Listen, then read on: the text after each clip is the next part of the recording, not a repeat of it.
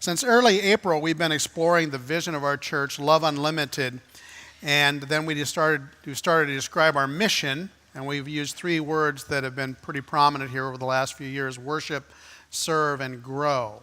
And if you think about that, so if you think about a chair, and there's three legs that support the entire structure, Love Unlimited. So the three legs for the support of our structure are those concepts of worship, worshiping with our lives, serving God, and following through growing in His Word.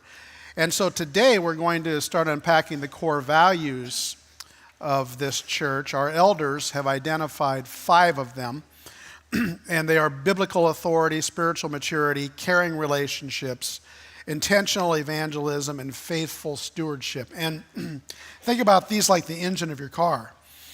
So you if ever, see it because it's tucked neatly away under the hood of your car, but you know that when that's humming along, the car can move and it can function. And so these core values are like that with our church. They're like the drivetrain of our church, so to speak. And so that's why we want to talk about them. The first of the 5 core values that keep our church on mission is what we would say is biblical authority.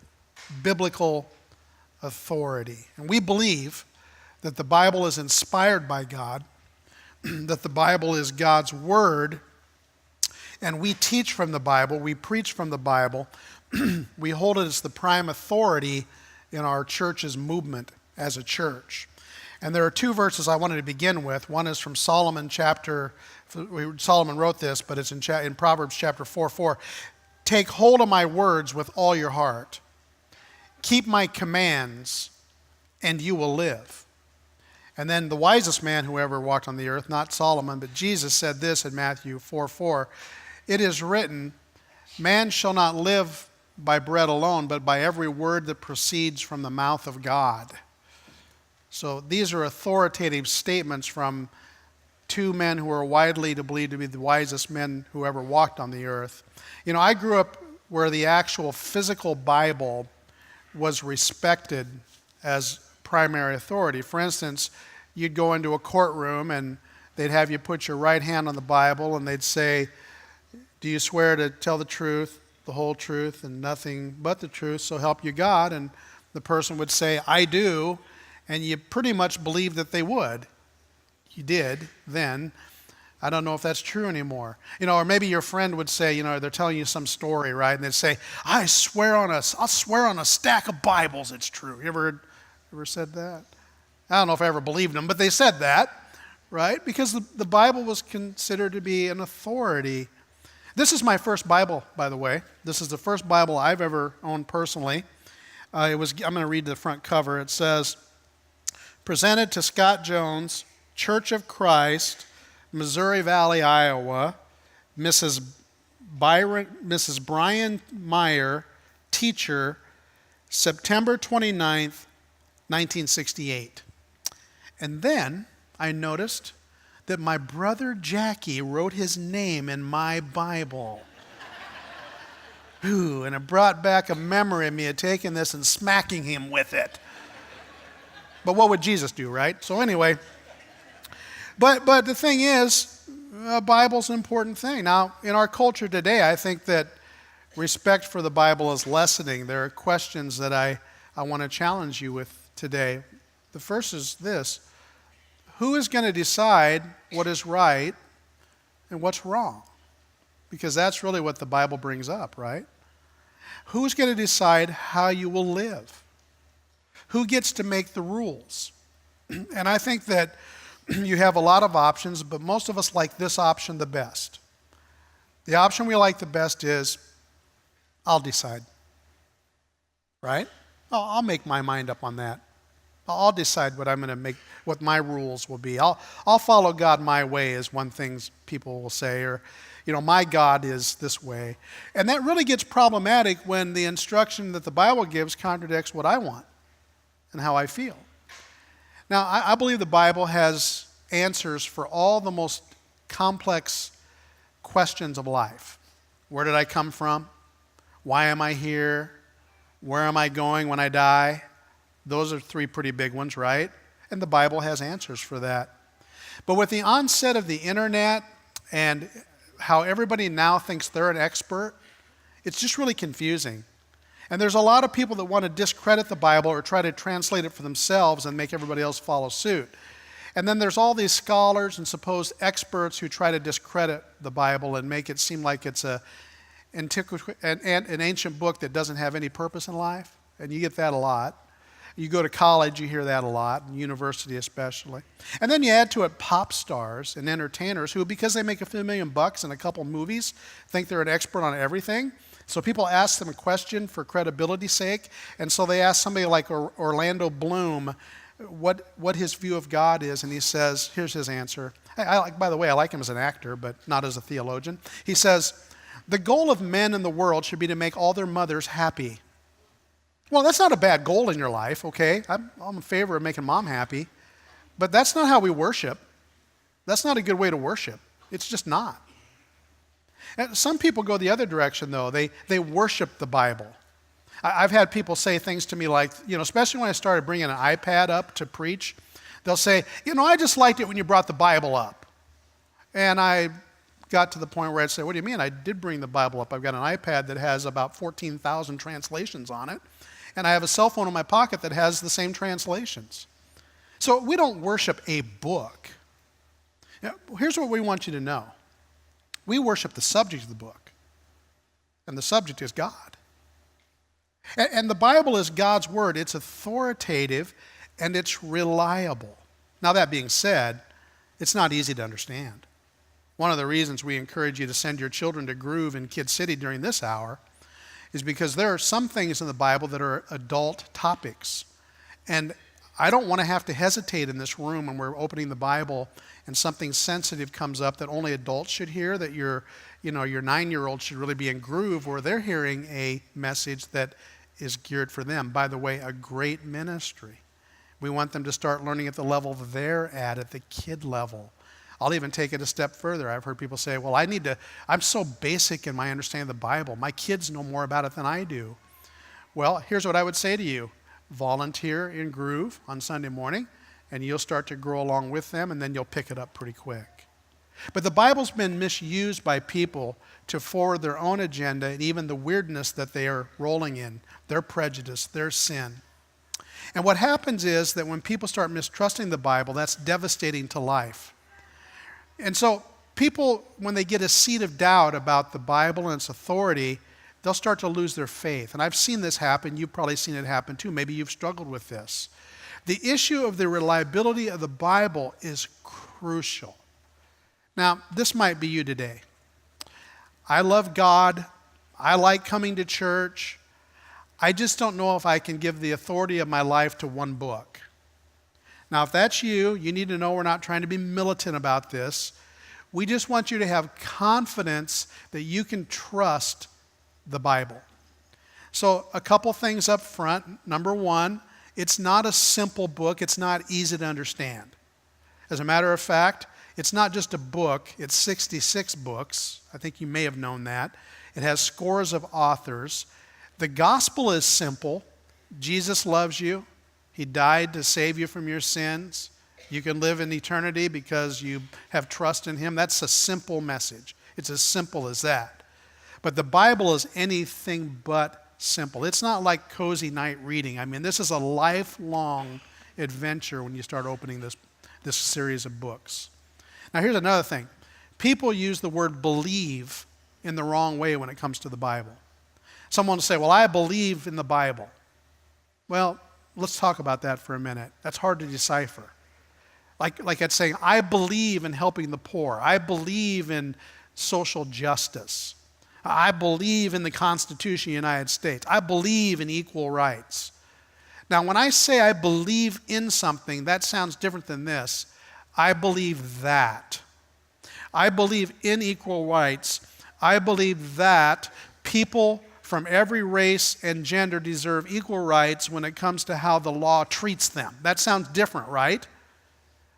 That's more credible. I believe that the poor deserve the same respect that rich people do. That sounds different. Some people say we need to believe in the Bible. I'm going to tell you, I'm just going to confess this right now. I don't believe in the Bible.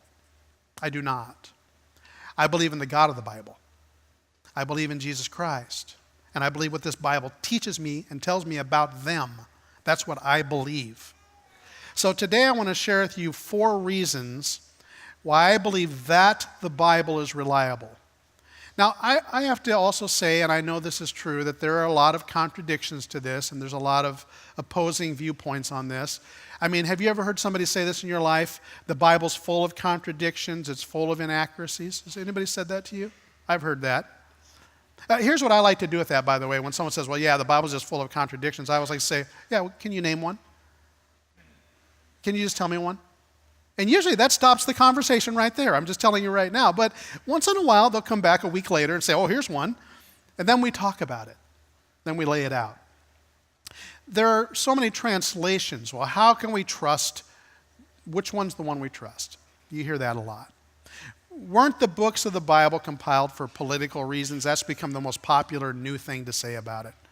Are the stories history or are they mythology? What about the miracles? They can't be true, right? They're fairy tales, right? These are the things people say about the Bible. And they can be overwhelming.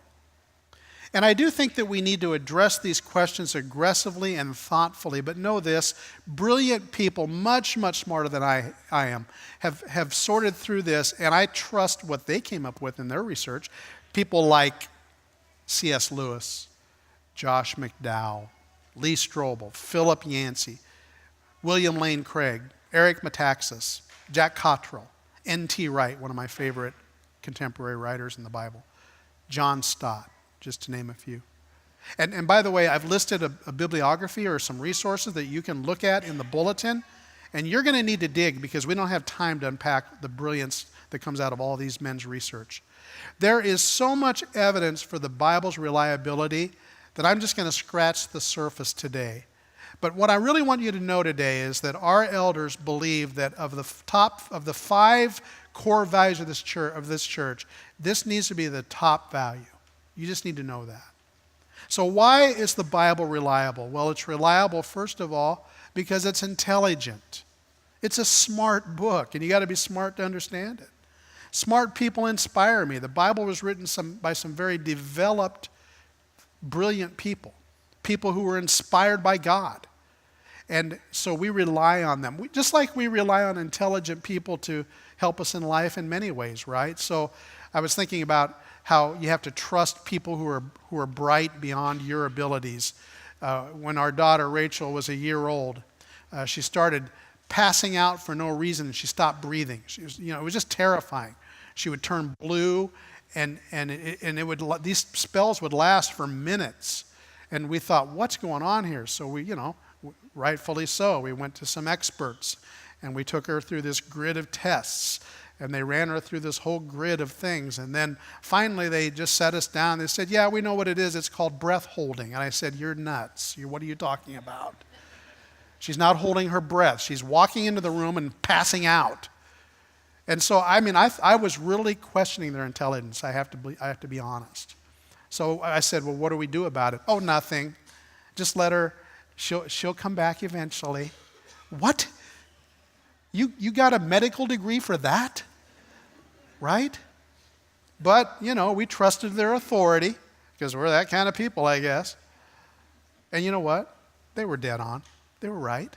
She grew out of it. Sometimes you have to trust people. How many of you can, there's a few here. I know you're brilliant, but how many of you could just open up your computer and fix it if it broke? Well, not very many. I don't see too many hands going up. There's a couple. The point is we need experts. We need authorities. I trust the people who wrote this. And I'm going to give you just a few examples of how brilliant these people were, and there's many more, but these are just some that came to mind for me. Joseph, who basically became the CEO of the most powerful nation in the world, Egypt at the time. He saved the world from death by famine. He saved the world. And we still don't know how they did things like build the pyramids of the Egyptians. So they were brilliant people. How about Daniel, who basically became the vice president of the most powerful nation in his time, Babylon? As a matter of fact, Daniel was the person who basically organized the day-to-day operations of the kingdom. He was a highly developed thinker, and his nation was a highly developed society. The cities in Babylon back then had indoor plumbing. They had architecture that was so advanced that architects today can't figure out how they did it. How about Paul of the New Testament? Paul spoke at least 4 languages fluently, maybe more.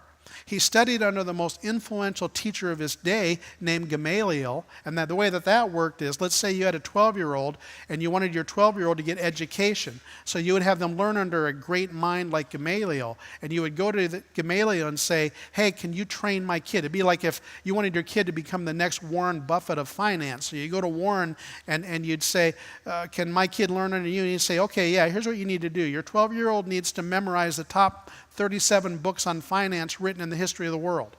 That'll be the beginning of this. Because that's what Gamaliel required of Paul and his other students. They had to memorize the Old Testament before he'd even teach them. I can't remember my grocery list when I go to the grocery store. Now that's a smart human being. He was a brilliant mind. He understood Greek philosophy. He understood ancient poetry. He uses it in the scriptures. And then there's Luke. Luke wrote the books Luke and Acts in the New Testament. Luke was a physician, and he was so detailed that he knew things that people had forgotten in history. Like, for instance, when Paul went before the proconsul Felix under trial, it was Luke who identified the wife of Felix in the scripture. Now you say, what's the big deal on that? The big deal on that was that, historically speaking, until the last 100 years or so, the historians didn't know that Felix had 3 wives, and Paul pointed out the right one. Luke pointed out the right one. These are smart people. How about Jesus? Pretty smart guy, right? Son of God, should be. You and I make errors all the time in logic. Our logic fails us virtually every day. I was reading about how this professor of logic from University of Southern California had examined all the Gospels in detail, and he concluded that Jesus makes no logical flaws in any of the writings, none whatsoever. You and I make mistakes every day.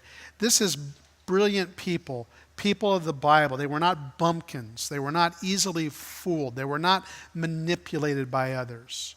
The Bible is intelligent. Here's another thing about the Bible. It's reliable because of external support. Now, it's one thing for a Christian minister to stand up in front of people and say, hey, the Bible's reliable. You can trust everything about it. I mean, you'd expect that from me. But when someone from the outside in wants to discredit the Bible, and then they discover its truth, now that's powerful. And there's a couple names that I put on your sheet. You can read their stuff. One is Lee Strobel. There's actually a movie out right now about his life. He was an investigative journalist who wanted to disprove the Bible to save his wife from becoming a religious fanatic. And he became possibly the most outspoken and ardent proponent of Christ in our day, coming from that viewpoint, because the evidence convinced him. Academics like John Lennox, who runs the math department at Oxford, not Oxford High School, but Oxford in England. John Lennox, all of his study of mathematics over his lifetime points to an idea of a creator that's explained in the Bible. That's what he says. External evidence continues to point to the reality of the Bible being true. It's reliable. And if I had if I had time, I'd talk more about this, but I'm on a clock. And I could never touch this subject in hours and wouldn't have much to say for hours anyway because I'm not that smart. But these guys are. That's why I put it in your bulletin. If you are interested in this, you should look into it. Now here's another thing. The Bible is reliable because of its effect on society, its effect on our culture.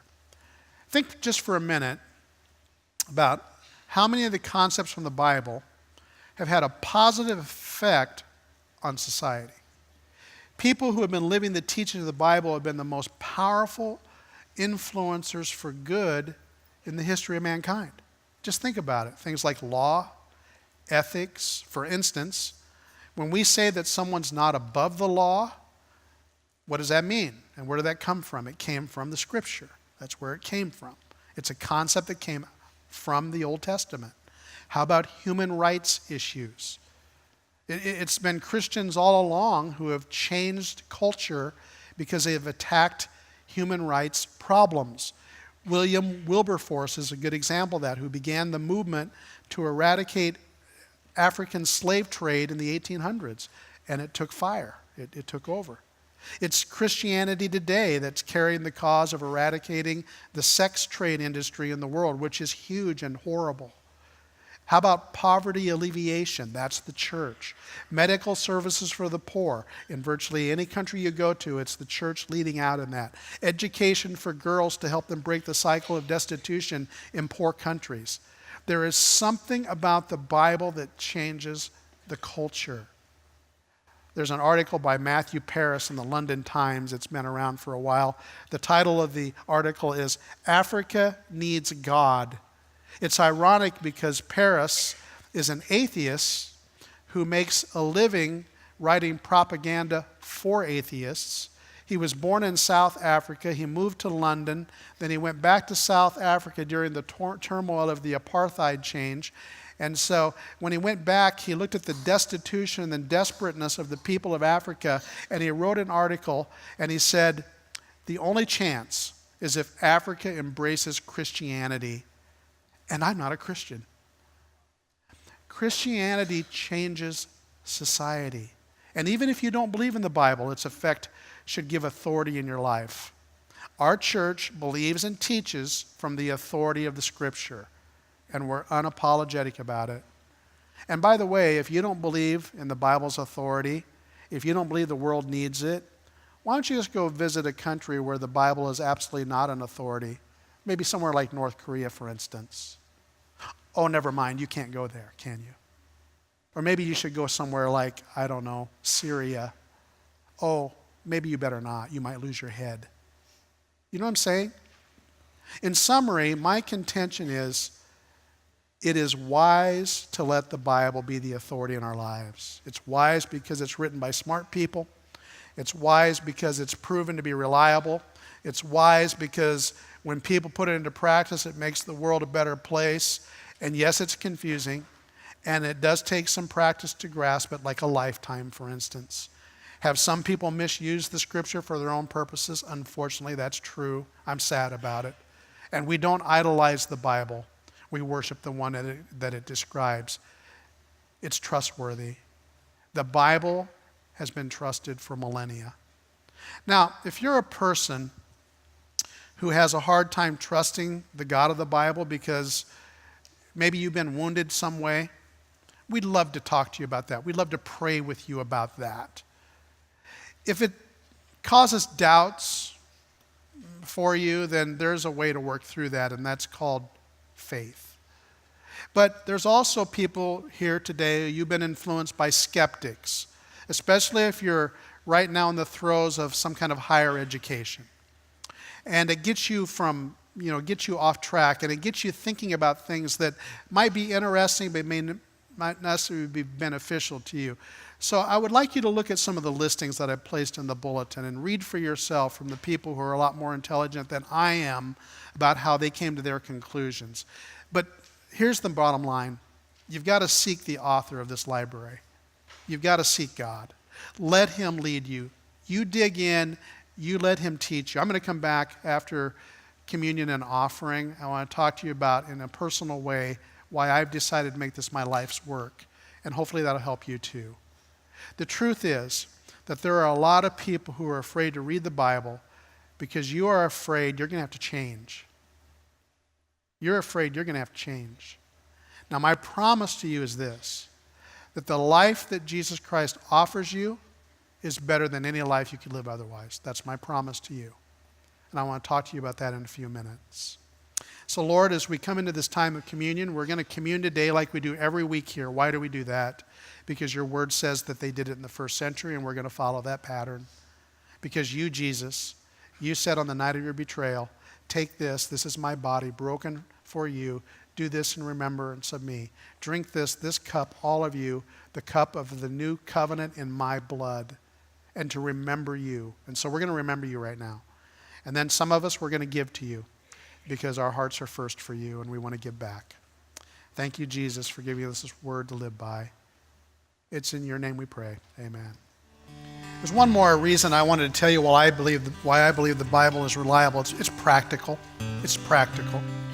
Because if I'm going to live my life by the authority of anything, I've got to know it's going to work. I got to know it's going to work for my marriage, with my children, raising them, where I work, in my human relationships that are so important to me. What about my health, mental and physical health? I've got to know that whatever I live by, it's going to work.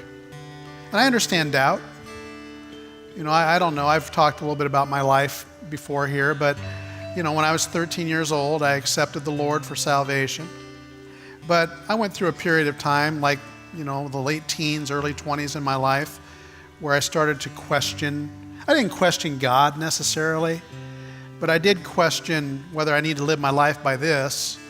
And there's something about going to a university where that can kind of create doubt. And I went to a lot of ed psych classes, and they mess with my psyche, you know. And I went through a very dark time, and I didn't like myself very much. And so I was isolated. And it was at that moment that God made a promise to me that He's kept ever since, that He's shown me how great His faithfulness is ever since, that He showed me that He would never fail me, and He never has.